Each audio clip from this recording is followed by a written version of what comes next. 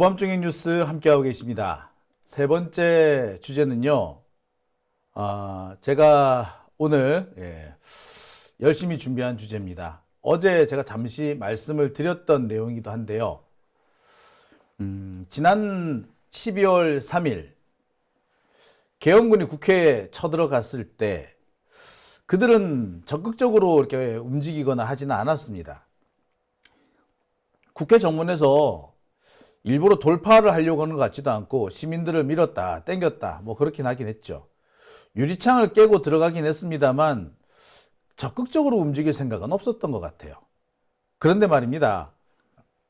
그 과정에서 제가 상당히 유심히 봤던 것은 이 계엄군들이 국회의사당 건물 안에서 헤매지 않더라는 겁니다. 아시는 분은 아시겠습니다만 이 국회의사당 건물 구조가 조금 특이합니다. 그래서 모르고 가는 사람은 헤맬 수밖에 없어요. 원하는 목적지까지 쉽사리 간다는 건 처음 오는 사람은 거의 불가능에 가깝습니다. 그런데 이 계엄군 마치 처음 오는 게 아닌 것처럼 쉽게 자신들의 목적지를 찾아갔어요. 왜 그랬을까? 약간 의문이 있었습니다. 근데 그 의문이 어제 풀렸습니다. 최근에 이 검찰이 박안수 계엄사령관 그리고 김용현 전 국방부 장관 이들을 구속 기소했죠. 공소장이 배포가 되고 있는데요. 그 공소장을 보면서 저는 무릎을 탁 쳤습니다. 아, 이거였구나. 계엄군이 그렇게 쉽게 국회 안에서 목적지를 찾아갈 수 있었던 것은 계엄이 선포되기 며칠 전부터 국회 안에 계엄군의 밀정이 암약하고 있었기 때문이라는 것이었습니다. 계엄군의 밀정이 있었다고? 국회 안에? 도대체 어떻게? 네. 제가 지금부터 그 얘기를 좀 해보려고 합니다.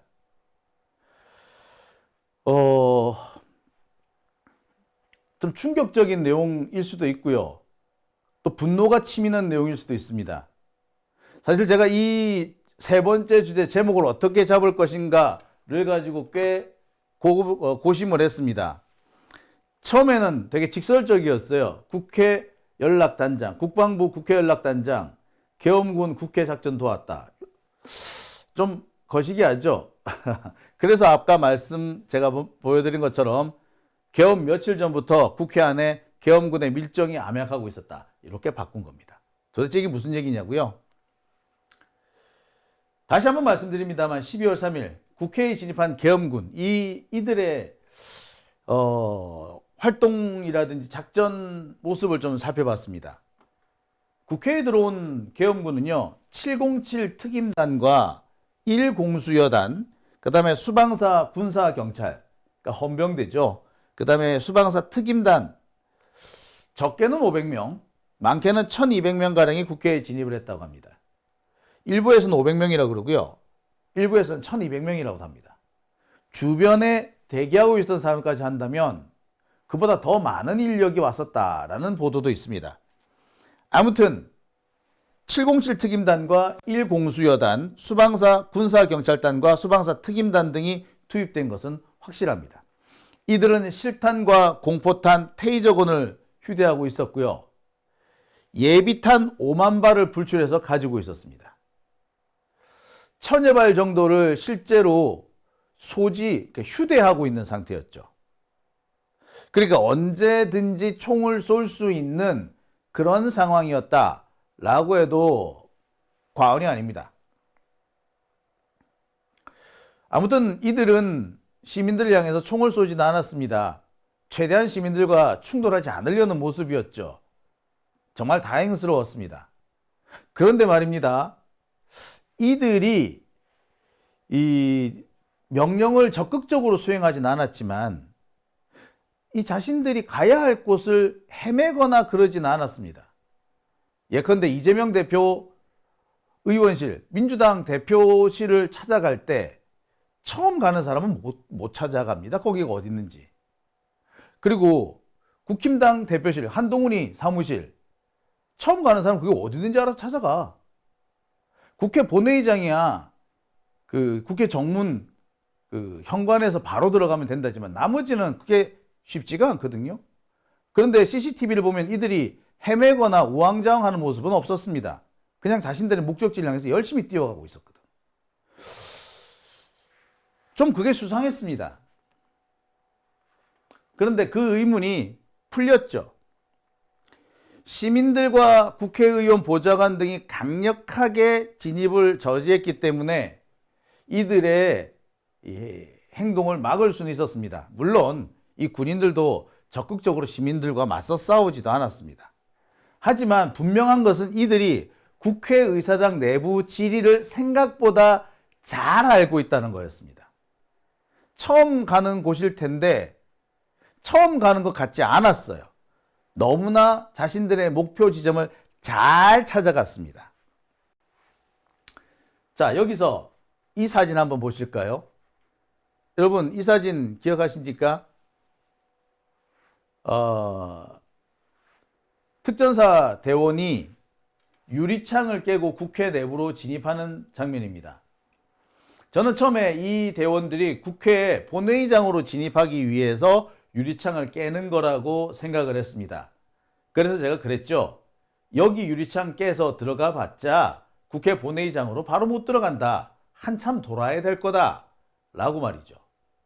그런데 말입니다. 제가 엊그저께 확인했습니다. 여기는요, 국회 본회의장으로 가는 길이 아니라 국힘당의 정책위 의장실이었다고 합니다. 국힘당 정책위 의장실 바로 옆에는 국힘당 대표실이 거기 있어요. 국힘당 대표실 뭐예요? 당 대표실 한동훈 사무실이 있었던 거지. 한동훈 잡으러 갔던 거야 얘들은. 그러니까 얘들은 생각보다 위치를 잘 찾은 거죠. 여기서 저는 한 가지 의문점이 들었습니다. 얘네들이 생각보다 지리를 잘 알고 있네. 자, 이 사진은 이재명 대표 사무실입니다. 이재명 대표 사무실, 여기 이제 민주당 당대표 사무실인데요. 처음 가는 사람은 당대표 사무실이 어디인지 몰라요. 근데 희한하게 얘들 금방 찾아가서 문을 부셨습니다. 우왕좌왕하는 모습이 전혀 없었습니다. 국회 복도가요, 생각보다 미로 같아요. 생각보다 미로 같아요. 미로처럼 된 건 아니지만, 지리를 아는 사람이 아니고는 헤맬 수밖에 없는 곳이에요. 알려주지 않았는데 찾아간다? 단박에 찾아가기는 어렵습니다. 그런데 얘네들 그냥 단박에 뛰어가서 찾더라고. 누가 봐도 사전에 지리를 알고 있었다, 또는 지리를 잘 아는 사람이 알려주고 있었다 라고밖에 볼 수 없는 대목이었던 겁니다. 도대체 어떻게 알았을까요? 누가 알려줬구나. 그날 안내를 했다. 국회 내부 사정을 잘 아는 안내자가 있었고 그 안내자가 이곳으로 이들을 안내했다. 그러니까 우왕좌왕하지 않고 엉뚱한 곳에 찾아가지 않고 쉽게 이곳을 찾아갈 수 있었다. 자, 여러분 보도를 한번 보세요. 군인들이, 계엄군들이 시민들하고 충돌을 안 하려고 했고 시민들이 저항을 하니까 그냥 적당히 물러서는 것 같이 했다. 이렇게는 돼 있었지 지리를 몰라서 우왕좌왕했다. 이런 보도는 한 번도 보신 적이 없죠. 원래 국회 구조가 그래요. 지리를 몰라서 우왕좌왕하는 게 정상입니다. 더군다나 처음 가는 작전인데. 그런데 안 했다고. 네. 길을 알려준 사람이 있었다는 거지. 미리 알려줬던 사람이. 도대체 그 사람이 누굴까? 한동안 계속 의문이었는데요. 제가 어제, 그제 김용현 전 국방부 장관의 공소장과 박안수 전 계엄사령관의 이 공소장을 꼼꼼히 뒤져보다가 발견했습니다. 아마 다른 수사를 하다 보면 이와 관련된 내용이 나올 거라고 보여집니다. 다른 공소장, 그러니까 이번 사건의 일종의 중간에서 지금은 중요 업무 종사, 내란 중요 업무 종사와 내란 수계에 대한 수사가 진행 중이니까 드러나지 않는데 점차 부하 수행죄라든지 기타 내란 가담자들에 대한 수사가 나오면은 조금씩 드러나리라 생각됩니다. 더 정확하게 나오겠죠. 하지만 오늘 제가 확보한 것은 박안수 계엄사령관과 김용현 국방부 장관한테서 확보한 내용입니다. 하나씩 보시겠습니다. 박안수 계엄사령관 공수소장입니다. 이런 내용이 포함되어 있습니다. 수도방위 사령관 이진우는 2024년 11월 9일 앞서 본 바와 같이 국방부 장관 공간 2층에서 윤석열, 김용현, 방첩사령관 여인영, 피고인 곽종근 등과 함께 식사하면서 비상계엄 선포 시 부대 운영에 관하여 논의를 한 후 어쩌고저쩌고 하였다. 김용현은 비상계엄 선포 전 수방사령관에게 재차 비상계엄을 언급하면서 비상계엄 선포 이후에 국회 봉쇄 및 침투와 관련하여 경찰은 7개 출입문에 기동대 26개를 순차 배치하고 출입문을 봉쇄하고 경찰 버스 등을 이용하여 차벽을 둘러치는 방법으로 일선에서 봉쇄하고, 그 다음에 수도방위 사령부는 2선에서 국회 본관 및 의원회관 등의 주요 출입문을 확보하여 차단하는 방법으로 봉쇄하되 필요시 국회에 파견된 국회 협력단장 땡땡땡의 도움을 받아 육군 특수전사령부 707 특수임무단은 헬기 17대로 이동하고 어쩌고저쩌고 이런 지시를 하였다. 자, 국회에 파견된 국회 협력단장 땡땡땡의 도움을 받으라고 돼 있죠. 수방사는 누구한테 도움을 받으라? 예, 국회 협력단장 땡땡땡의 도움을 받으라. 자, 이 내용은요, 김용현 공소장에도 그대로 나옵니다. 제가 오늘 발견한 내용인데 박안수 공소장하고 김용현 공소장은 거의 동일합니다. 자, 여기서는 좀 더 정확하게 나옵니다. 출입문에 기동대 26개를 순차 배치하여 출입문을 봉쇄하고 어쩌고저쩌고 하다가, 자, 국회 본관 및 의원회관 등의 주요 출입문을 확보하여 출입을 차단하는 방법으로 봉쇄하되 필요시 국회에 파견된 국회 협력단장 땡땡땡의 도움을 받고 라고 되어 있죠. 국회 협력단장 땡땡땡의 도움을 받으라고요. 자, 위에 똑같이 나옵니다. 땡땡땡 땡땡땡. 자, 차이는 위에는 그냥 땡땡땡, 밑에는 디어라고 되어 있어요. 디어. 예, 보니까 가나다라 마바사. 이렇게 사람 등장인물들을 실명 대신에 가나다라 마바사 이렇게 비실명 처리를 했습니다. 여기 같은 경우에는 국회 협력단장 디어 땡땡. 여기는 그냥 땡땡땡. 이렇게 차이가 있을 뿐 내용은 똑같습니다. 보시다시피 누구? 국회 협력단장의 도움을 받으라. 이 지시는 김용현이 수방사령관한테 지시한 내용입니다. 야, 국회 가가지고 니들 국회를 봉쇄를 해. 의원회관도 봉쇄하고 국회 본관도 봉쇄해야 돼. 그런데 말이야, 여의치 않으면은 국회 협력단장한테 도움을 요청하라고. 알았지? 자, 이런 내용은 한 군데 더 나옵니다. 이것은 역시 수방사, 군사, 경찰단, 그러니까 헌병대 출동과 관련된 내용입니다. 역시 박안수 공소장에 등장하는 내용입니다. 수방사령관의 지시를 받은 수방사 헌병단장과 대테러 초동조치부대 요원 및 기동중대 선발대는 소총, 권총, 저격총, 테이저건 등 총기와 5.56mm 보통탄 등등을 소지한 채 국회 인근에 도착하였다. 그 무렵 수방사 경찰단장은 수방사 이진우로부터 내가 현장에 와 있는데 너무 복잡해서 국회 안으로 들어갈 수 없다. 기동중대는 국회 바깥으로 순찰을 돌아라. 돌다가 혹시 차가 들어갈 수 있는 곳이 발견되면 나한테 알려달라. 특임중대는 비무장으로 담을 넘어 국회 안으로 들어가라. 그리고 국회 협력단장 땡땡땡 장군을 만나 게이트를 하나 받아라. 그곳을 차단해라. 통제를 따르지 않는 사람이 있다면 그 사람을 체포해서 밖으로 내보내라. 국회 협력단장 땡땡땡 장군을 만나라. 땡땡땡 장군을 만나라. 국회 협력단장 땡땡땡 장군. 같은 내용이 또 등장하네요. 국회 협력단장 땡땡땡 장군. 도대체 국회 협력단장 땡땡땡 장군이 누구냐?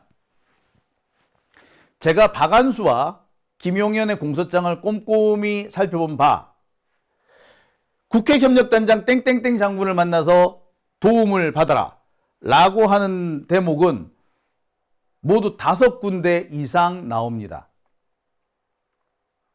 안내를 받으러 오는 것도 있고 봉쇄할 곳을 찾는데 이 봉쇄할 곳을 지정을 누구한테 지정을 받아라? 땡땡땡 장군으로부터 지정을 받아라.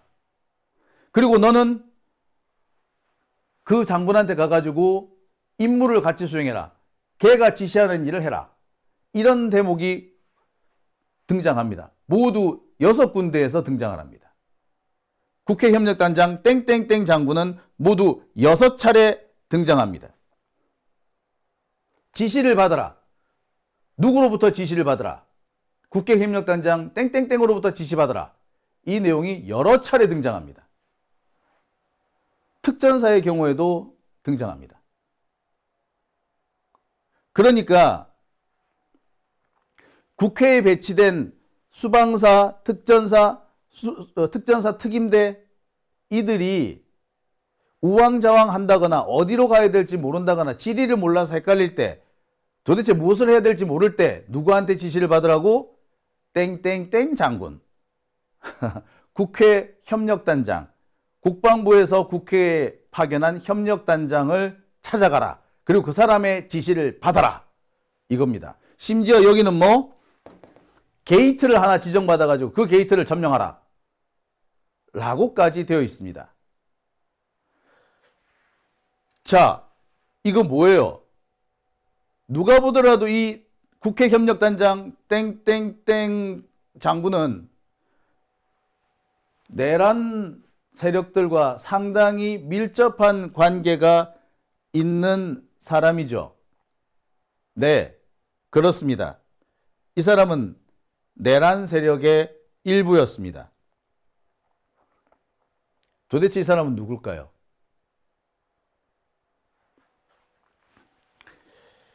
이게 비실명화되어 있기 때문에 실명이 없기 때문에 이 사람 이름을 찾아 저는 한참 헤맸습니다. 그 결과 2사람이 등장을 했고요. 그리고 최종적으로 몇 차례 확인 절차를 거쳐서 국회 협력단장 땡땡땡 장군은 이 사람 양재응 준장이라는 것을 확인했습니다. 얼마 전까지 육군 32사단 97여단장 97년대 32사단 97년대가 97여단으로 바뀌었답니다. 하여튼 32사단 97여단장으로 있다가 최근에 별을 달았다고 합니다. 그리고 장군이 된 거죠. 12월 1일자로 부임을 했다고 합니다.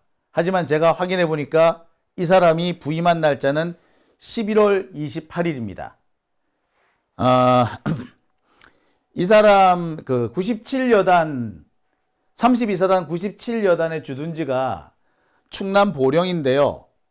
이 취임식을 했을 거 아닙니까?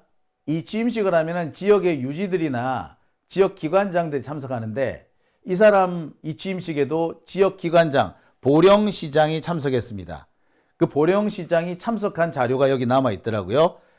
11월 28일에 참석한 걸로 되어 있습니다. 자, 그리고요. 이 사람의 전임자는 정재열 소장입니다. 정재열 소장은 11월 30일 날 백골부대 그러니까 3사단 사단장으로 취임합니다. 그러니까 이 양재응 준장은 쿠데타가 그러니까 계엄령이 선포되기 사흘 전에 국회 협력단장으로 취임을 한 겁니다. 그리고 사흘 뒤에 계엄령이 선포된 거죠. 저는 국회 협력단장이 정재열인지 양재응인지 헷갈려가지고 엄청 찾아 헤맸습니다. 두 사람 중에 한 사람은 확실히 맞는데, 이 사람들이 이 취임식 한 날짜가 12월 1일인지 12월 3일인지 막 헷갈리더라고요. 그래서 날짜를 엄청 뒤졌습니다. 그 뒤져보니까, 11월 28일, 11월 30일, 이때 이 취임식을 했고요. 이 사람들이 적어도 늦어도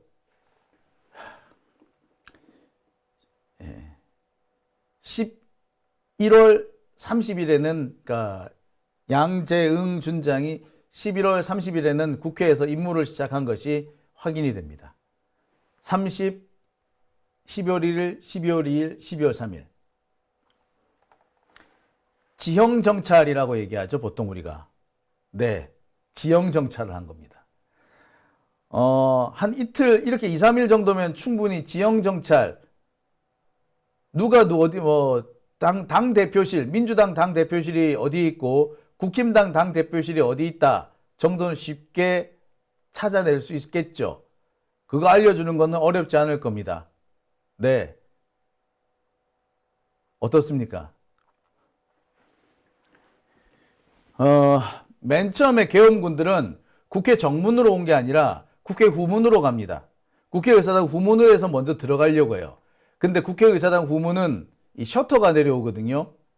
아마 우리 국회 방호원들이 셔터를 내렸나 봐요. 그래서 계엄군들이 들어오지를 못해요. 그러니까 앞으로 돌아옵니다. 근데 뒤로 가면은 훨씬 이 진입 국회 그 사무실 쪽으로 들어가는 게 훨씬 수월해요. 특히 당 대표실 가는 데는 우리 후문 쪽으로 들어가는 게 훨씬 수월합니다.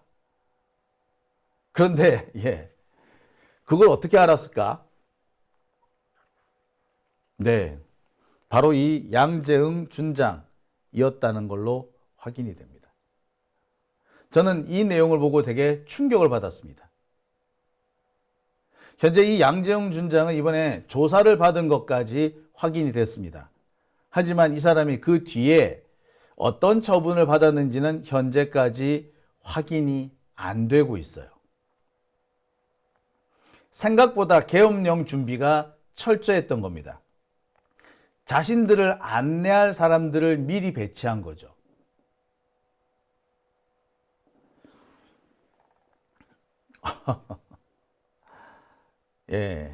아찔하다는 생각이 듭니다.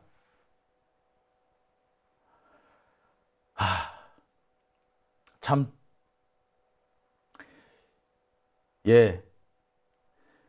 이 국방부에서 국회에 보낸 협력단이라는 사람은요, 국회가 제 역할을 다할 수 있도록 국방부가 지원해 주는 사람입니다. 말 그대로 국회를 지원하기 위해서 파견된 인력이죠. 근데 그 사람이 국회를 지원하는 게 아니라 국회를 때려잡기 위해서 활동하고 있었던 겁니다. 아찔하죠. 그런 일을 하라고 진급까지 시켜서 보낸 겁니다. 이걸 뭐라고 해야 되죠?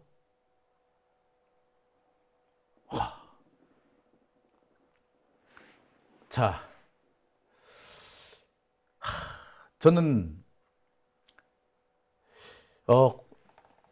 이 공소장을 좀 더 찬찬히 읽어볼 필요가 있다는 생각이 들고요. 이들 말고 다른 사람의 공소장도 좀 찾아볼 필요가 있다는 생각이 듭니다. 그러면 이들이 어떤 준비를 했는지, 누가 무슨 역할을 했는지 좀 알게 되지 않을까 싶어요. 생각보다 많은 자들이 계엄에 연루가 되어 있습니다. 자, 오밤중의 뉴스 함께하고 계신 지금 시각 1시 5분 지나고 있습니다.